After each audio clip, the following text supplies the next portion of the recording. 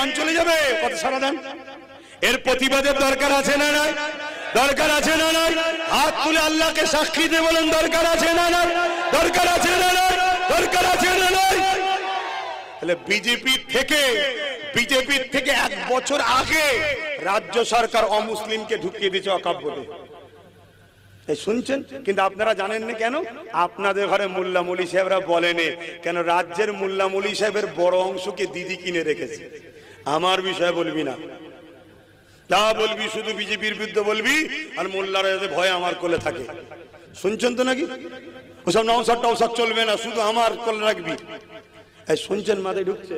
তাহলে আব্বাস সিদ্দিকী ওর বিরোধী যেমন করছে, এ যে অন্যায় করেছে এর বিরুদ্ধে বলবে না? এজন্যে বাপ আমার সবার সঙ্গে মতের মিল হচ্ছে না, তাই আমি সবার সাথে নাই।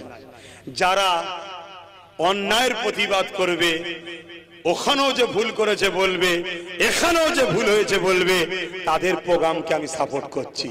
যারা ওর বিরোধী করবে আর এর গুণগান গাইবে, তার সাথে আমি নেই। আমার কথায় কে কে কষ্ট পেলেন একটু হাত তুলে দেখাবেন। আপনারা কষ্ট পেয়েছেন না? ওই মুরব্বীটা হাত তুলেছে, কষ্ট পেয়েছেন? হ্যাঁ, তাহলে এতক্ষণ ধরে ওয়াজটা কি এইভাবে শোনেন না তো? হ্যাঁ, কষ্ট পেয়েছেন সত্যি? আপা বলেন, আমি কিছু ভুল বললাম?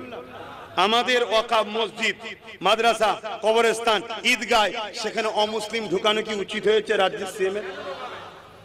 প্রমাণ নেবেন? প্রমাণ? হ্যাঁ, এই প্রমাণ নেবেন?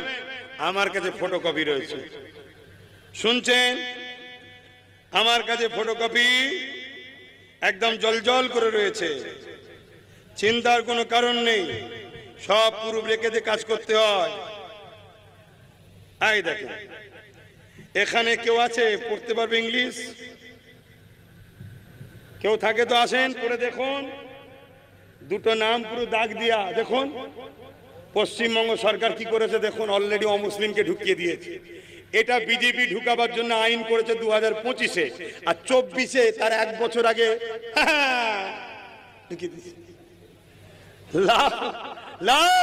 আব্বাস সিদ্দিকী তো খারাপ। আব্বাস সিদ্দিকীর বাড়ি তো পুলিশ পাঠাতেই লাগে। কি পাঠাও, পাঠাও, তোমার হাতে রাজ পাওয়ার আছে, তুমি পাঠাবে না? পাঠাও না। কিন্তু মনে রেখো, ফেরাউনও মরেছে, সাদ্দাতও মরেছে, নমরুদও মরেছে। ফেরাউনকে গিয়ে একবার জিজ্ঞেস করে এসো, বেটা কেমন আছিস রে এখন, তারপরে একটু রিস্ক লিস। শুনছেন? কথা ক্লিয়ার? সত্যি করে বলুন, আমার উপরে কারো ব্যথা হয়েছে? কারো ব্যথা হয়েছে?